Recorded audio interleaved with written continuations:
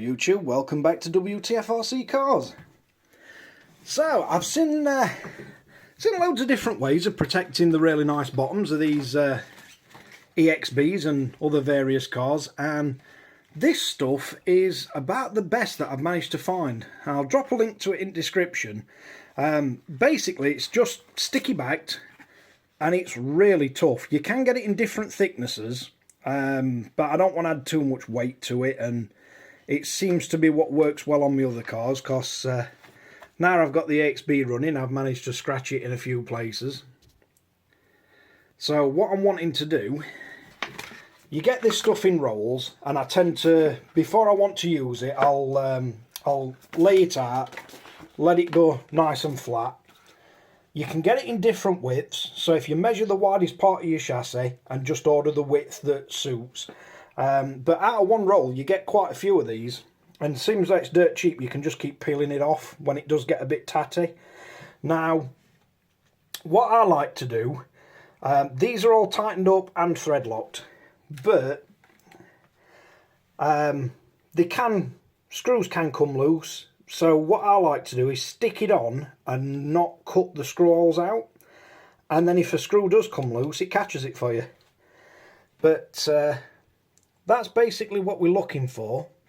So it's got a sticky back on it, so I'll literally just peel the back off, lay it down, smooth it out, and then run around the end with a Stanley knife and just trim it off. So we'll get this peeled up, and if you do need to take any screws out, you can just run around them with a Stanley knife and then just take your screw out. So I'll get the backing peeled off and get it stuck on and show you what it looks like.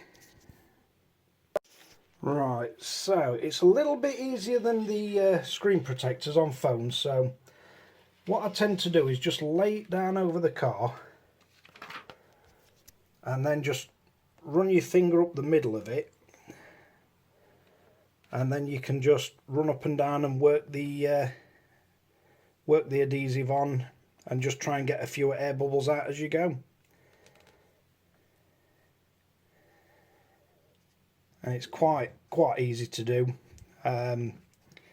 You can run over it with a bit of heat as well if you want afterwards, just to get rid of a few bubbles, but I mainly just want it on for protection. I'm not that fussed if there's a few air bubbles in it.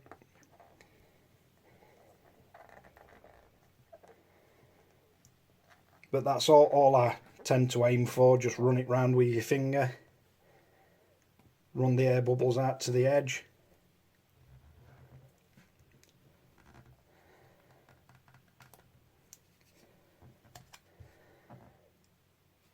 So once you've got it in place roughly,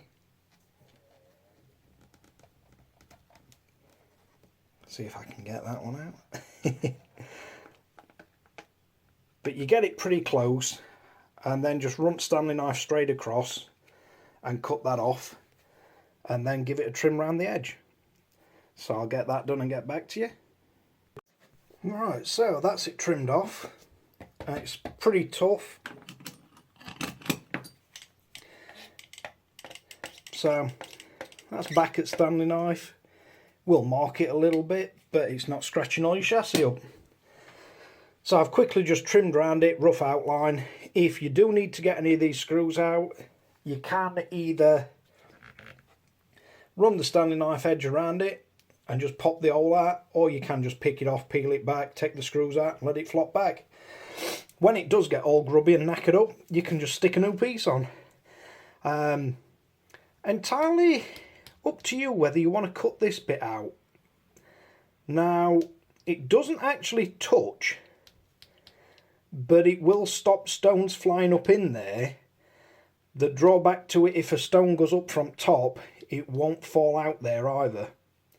So I choose to cut these out as well, just in case any stone does it on that. There's a chance it might fly out bottom, but it's entirely up to you whether you think it'll stop stones getting in or it'll trap stones.